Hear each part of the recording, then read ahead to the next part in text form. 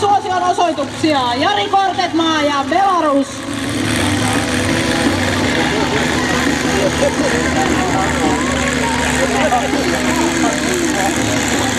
Ja näin, Jarilla on hyvä asento, rento meininki. Ei, annetaan pientä kannustusta.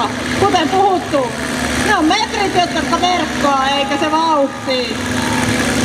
Ei, tässä on tyyliä nauttia kesästä.